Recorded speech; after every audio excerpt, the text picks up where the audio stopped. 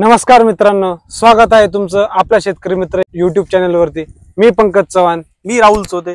तर आपण आज बोलणार आहोत ते कपाशीच्या पहिल्या फवारणीवरती। आणि पहिली फवारणी आणि बीज प्रक्रिया न केल्याने काय तोटे होतात ते पण सांगणार आहे आपण।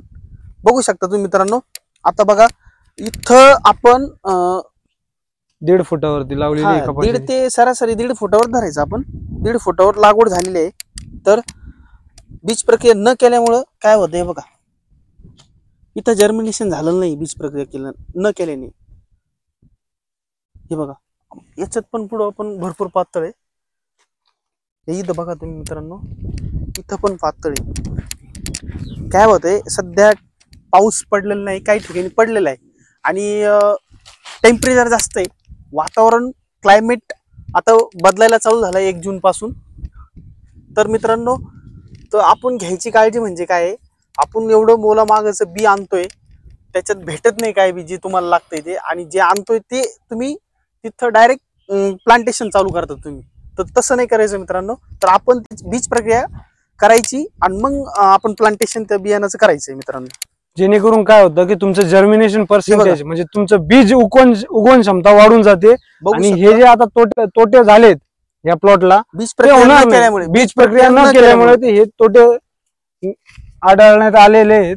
काही ठिकाणी उतरलंय, काही ठिकाणी उतरलं नाही। आणि साधारणतः आता हे 10 ते 12 दिवसाचा प्लॉट झालेला आहे। पहिला प्रादुर्भाव हे वातावरण बदलीमुळे जे झालाय तो आहे व्हाईट फ्लायचा। आणि हे बघा, हे असं पान कुरतडलंय। तर त्या मित्रांनो, ते कुरतडलं म्हणजे इथं 100% आळीचा प्रकार आहे। आणि थोडंफार नॉमिनल मावा थ्रिप्स वगैरे बघा, मावा दिसत नाही पण खालून चाटलेलं आहे त्याने। म्हणजे यांनी रोगर वगैरे किंवा ॲक्ट्रा वगैरे किंवा क्लोरोसायपर किंवा तुम्ही सायपरमेथ्रिन पण घेऊ शकता। व्हाईट फ्लाय बघू शकता मित्रांनो, खूप छान प्रकारे रस सुसू राहिलेली झाडातला। आता हा जो व्हाईट फ्लायचा प्रादुर्भाव पडलाय, तर सर्वप्रथम कपाशीला सगळ्यात पहिली फवारणी कुठली घ्यायची आणि कशासाठी घ्यायची आपल्याला? तर झाड थोडं छोटं आहे मित्रांनो, बघू शकता। तर आपण तिथं झाड मोठं असताना 2 ml चं प्रमाण घेत असतो। तुम्ही बोर्निओ घेऊ शकता किंवा पॅगासेस घेऊ शकता। 2 जरी प्रोडक्ट घेतले तुम्ही तरी काय हरकत नाही मित्रांनो। याला जवळजवळ अर्धा ml नी तुम्ही पॅगासेस किंवा बोर्निओ घेऊ शकता, अर्धा ml नी लिटरला। आणि त्यामध्ये तुम्ही सायपरमेथ्रिन घेऊ शकता किंवा क्लोरोसायपर घेऊ शकता किंवा ॲक्ट्रा घेऊ शकता किंवा रोगर घेऊ शकता। म्हणजे कुठल्याही प्रकारचं कीटकनाशक घेऊ शकता ह्या कीटकनाशकाबरोबर कॉम्बिनेशन मध्ये।